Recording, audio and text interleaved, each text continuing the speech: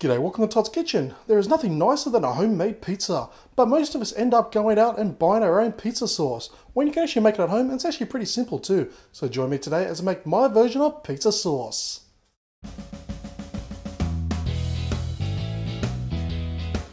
Now we're going to start this sauce recipe off with a pot on the stove on a medium heat. So to that I'm going to add a 1/4 cup of olive oil, followed by two 400-gram cans of diced tomatoes. Next, about half a teaspoon of sugar.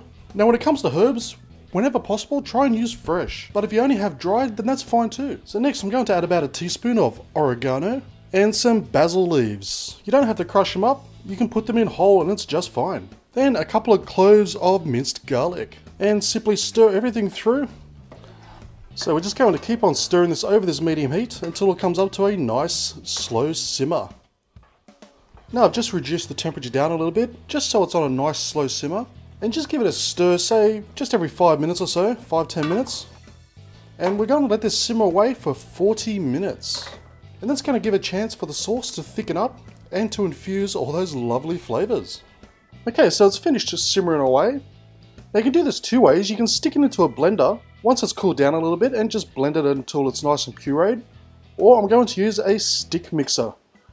And because it's hot, just be careful, but we're just going to mix it around and just puree up the rest of the tomatoes and, well, pretty much everything else that's in there. Just until it's nice and smooth.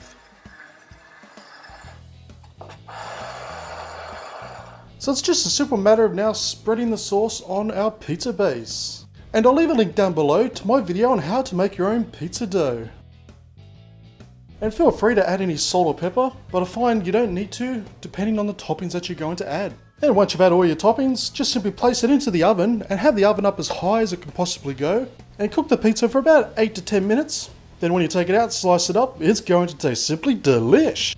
And you can also store this in the fridge for about 2 days, so you don't have to use it straight away.